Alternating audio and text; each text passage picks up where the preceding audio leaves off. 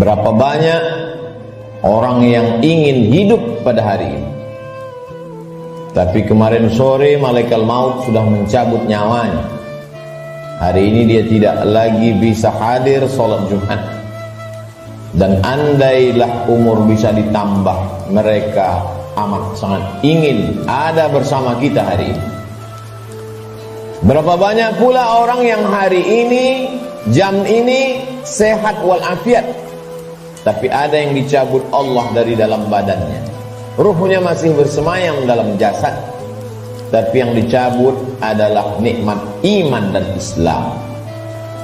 Tak ada lagi rasa takutnya kepada Allah, sehingga meninggalkan sholat Jumat ringan saja, seperti meninggalkan sandal di tepi jalan. Tak ada sedikit pun khawatirnya terkena azab kubur, tak ada takutnya pada azab neraka. Laknat yang paling mengerikan bukan miskin, laknat yang paling menakutkan bukan sakit. Laknat adalah ketika tak ada rasa takut dalam hati. Maka ketika masih ada rasa cemas, rasa takut, bersyukurlah, berarti masih ada benih-benih iman dan Islam yang dipupuk, disiram dengan mendengarkan ceramah, tausiah, pengajian, khutbah, dan dia akan berbuah ketika dilaksanakan dalam bentuk amal saleh.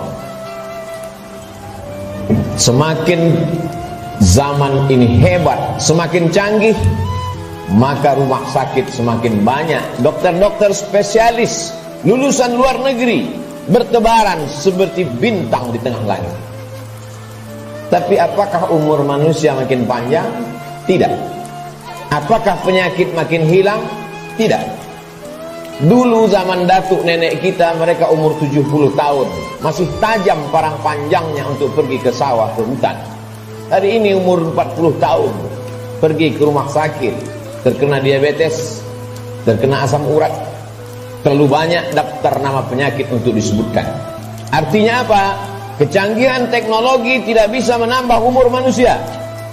Kehebatan manusia dalam bidang multimedia telekomunikasi memang mempercepat hubungan, memang mempererat persaudaraan, tapi juga mempercepat kematian. Oleh sebab itu hidup manusia semakin singkat, hidup manusia semakin tidak bermakna. Cobalah kita renungkan berapa banyak saudara yang sebaya, yang seusia, satu sekolah, tetangga, kawan akrab, lebih muda dari kita, lebih sehat dari kita, lebih ganteng dari kita, tapi ternyata mereka tidak lagi bersama dengan kita. Lalu apa yang perlu kita siapkan? Yang kita siapkan adalah bahwa ketika ruh keluar dari jasad, tidaklah seperti tetesan embun yang jatuh dari daun yang basah. Ketika ruh keluar dari jasad, tidaklah seperti air liur yang keluar dari mulut tak terasa. Ketika ruh keluar dari jasad, Nabi SAW bertanya kepada orang-orang yang ruhnya sudah keluar dari jasad, ketika beliau Isra dan Mi'raj, bagaimana yang kalian rasakan wahai mayat, wahai ruh yang pernah bersemayam dalam jasad lalu kemudian keluar dari jasad? Mereka menjawab, seperti kambing yang dikuliti hidup-hidup. Mereka menjawab, seperti tebasan pedang di tempat yang sama diulang beratus kali. Mereka menjawab, seperti mata kail pancing ditarik dari kulit yang basah, tercabut urat-urat dan dagingnya ikut ke mata kail pancing. Begitulah sakitnya. Lalu yang perlu kita siapkan, apa yang bisa meringankan sakaratul maut itu?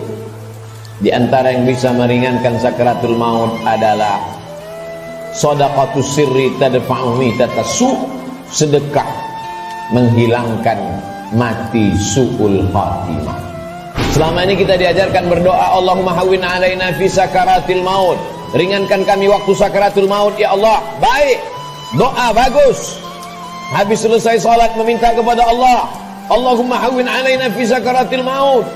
Indah, cantik. Tapi ada yang lebih bagus lagi untuk supaya kita ringan waktu sakaratul maut, yaitu dengan cara bersedekah. Yang mewakafkan tanah masjid ini, yang mewakafkan semen, yang mewakafkan batu, kosen, jendela, tak tahu kita siapa namanya, tapi dengan sedekahnya itu dia sudah memperingan sakaratul maut. Sampai hari ini orang yang mati itu tidak pernah hidup lagi untuk bercerita kepada kita. Mimpi pun tak dapat kita pesan. Bolak-balik kita minta untuk bermimpi dengan datuk, ayah, emak, tak dapat berjumpa dengan mereka. Andai pun berjumpa dalam mimpi, tak pula dapat kita membuat pertanyaan-pertanyaan yang sudah kita sediakan sebelum tidur. Satu-satunya cara hanya dengan menyebut, membaca, mengingat hadis-hadis Nabi Muhammad sallallahu alaihi wasallam. Dan itu adalah iman. Hari ini orang sedang krisis dengan iman. Dia tidak lagi percaya. Mana itu alam akhirat? Mana itu alam barzah? Mana itu roh? Aku tidak percaya kepada yang tak nampak. Aku tidak percaya kepada yang tidak terlihat. Yang aku percaya hanya yang bisa aku pegang dengan tangan, yang bisa aku rasa dengan lidah, yang aku tatap dengan mata, yang aku dengar dengan telinga. Begitu sombongnya manusia berkata, mana itu? Mana dia? Mana yang tidak nampak itu? Tapi ketika kematian datang, adakah yang bisa melihat kematian? Percaya, mati. Tak percaya pun mati. Percaya dan tak percaya, semuanya akan mati menghadap Allah Subhanahu wa ta'ala. Silakan tidak percaya. Mau menjadi kafir, silakan. Mau menjadi orang munafik, silakan. Mau menjadi Abu Jahal, Abu Lahab, silakan. Mau menjadi Qarun, Fir'aun, silakan. Fir'aun mati, Abu Jahal mati, Qarun pun mati. Semua yang tidak percaya mati, dan semua yang percaya menghadap Allah Subhanahu wa ta'ala. Kelak kita semua akan merasakan sakratul maut itu. Bila ada orang yang sudah meninggal dunia, jangan terlalu habis air mata diteteskan untuk mereka. Mengapa demikian? Karena mereka yang sudah mati itu merasakan tiga. Mereka sudah melihat malaikat maut, mereka sudah merasakan sakratul maut, dan mereka sudah mendapatkan husnul khatimah. Bagi yang beramal soleh, adapun yang larut dalam kesedihan, menangis sampai tak bertepi, sesungguhnya engkau termasuk orang-orang yang mubazir. Innal mubazirina kanu ikhwanas syayatin. Orang mubazir saudara setan. Menangislah karena usia yang lalu tak dapat diulang kembali. Menangislah karena masa-masa muda yang diisi dengan dosa tak dapat diminta ampunannya kepada Allah. Ainani, ada dua mata, la yamassuhuman nar, yang tidak akan terkena azab api neraka.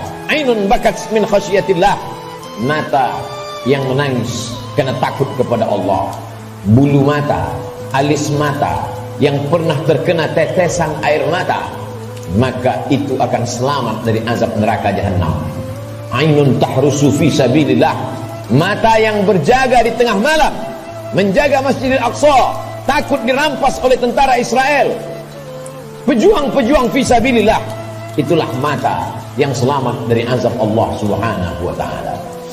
Setelah mati menghadap Allah, bebas dari sakratul maut, mereka adalah orang-orang yang mati syahid. Orang mati syahid itu tidak merasakan empat, tidak merasakan sakratul maut. Sakratul maut mereka seperti cubitan pada kulit yang lembut. Mereka tidak merasakan azab kubur, mereka tidak merasakan hisab. Mereka langsung masuk ke dalam surga Allah Subhanahu wa ta'ala.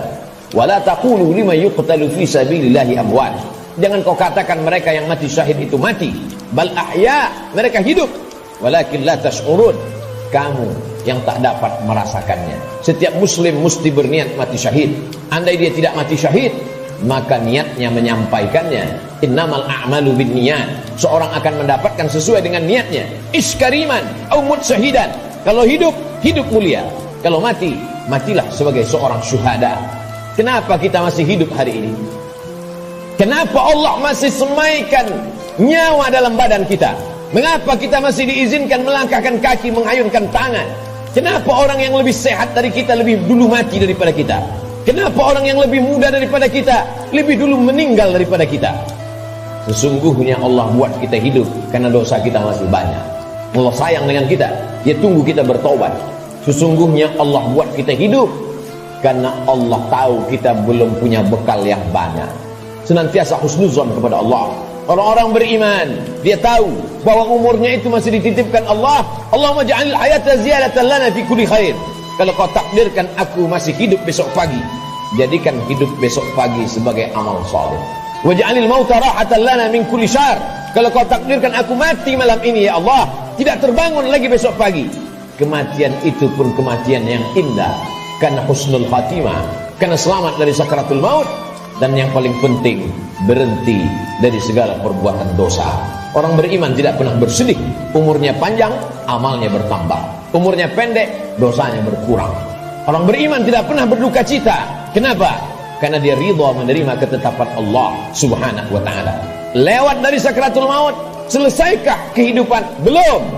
Keliru orang yang berkata, mari kita hantar jenazah ini ke tempat peristirahatan yang terakhir. Istirahat kata siapa?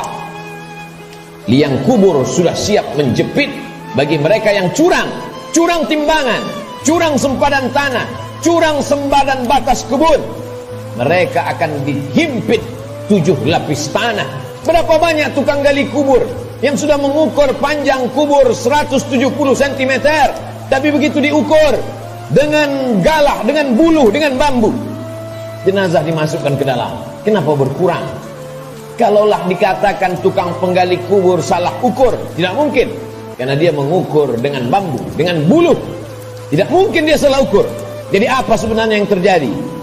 Maka liang lahat sudah siap-siap menjepit, meremukkan tulang belulang, meluluhlantakkan jenazah yang mati menghadap Allah subhanahu wa ta'ala. Ujian kedua yang akan dihadapi adalah azab kubur. Maka setelah fil alamina innaka hamidum majid, orang solat beriman, muslim yang takut pada Allah, menambahkan doanya, Allahumma fir lima qaddamtu wa ma akhartu wa ma asrartu wa ma a'lantu wa ma asraftu wa ma anta a'lamu bihi minni antal muqaddimu wa antal muakhiru la ilaha illa anta subhanaka inni kuntu minal zalimin. Sebelum salam dia tambahkan 4, Allahumma inni a'udzubika min azabi jahannam wa min azabil qabri wa min fitnatil mahya wal mamat wa min syarri fitnatil masihid dajjal. Dia minta selamat dari azab kubur.